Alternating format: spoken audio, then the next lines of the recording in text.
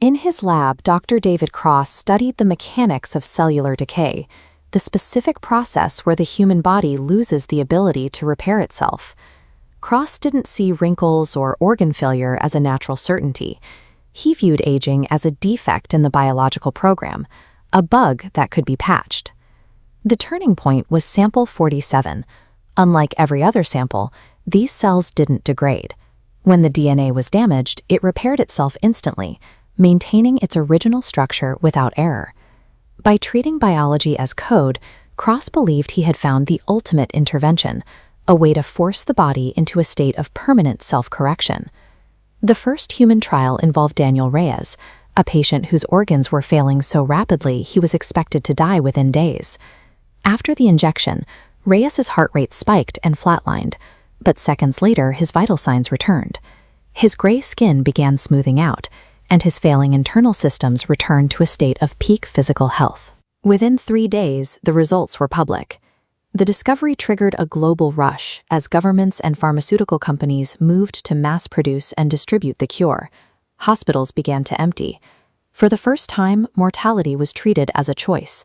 A 70-year-old could look and feel 20, and the physical wear of a lifetime simply vanished.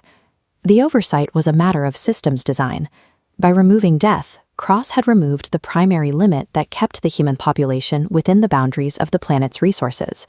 The biological success of the patch led to a logistical failure that spanned the globe. This graph tracks the rollout.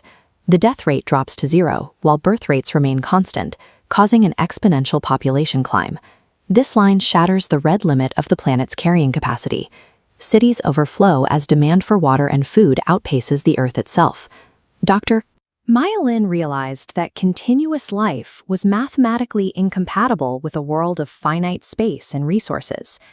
The individual human bodies were thriving, but the collective system was failing under the weight of its own success. As the physical world struggled to adapt, a separate crisis emerged within the human mind. The realization that time was now infinite changed how people viewed their lives. In therapy sessions, a recurring theme surfaced.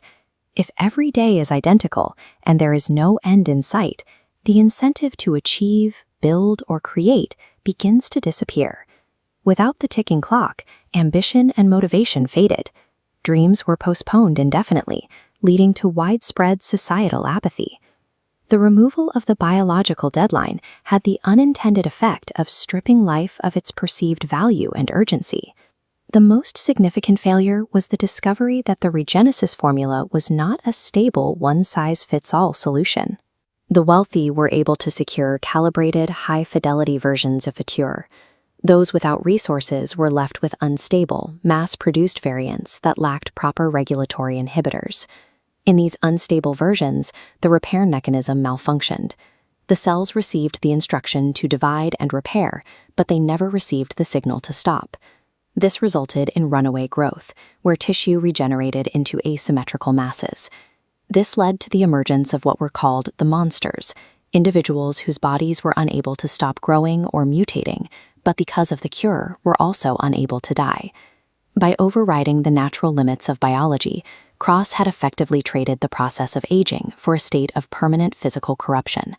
From their lab, Cross and Maya watched the collapse of the world they had tried to fix. They were forced to conclude that aging and death were not errors. They were the mechanisms that maintained the balance of the ecosystem and the psychological health of the individual.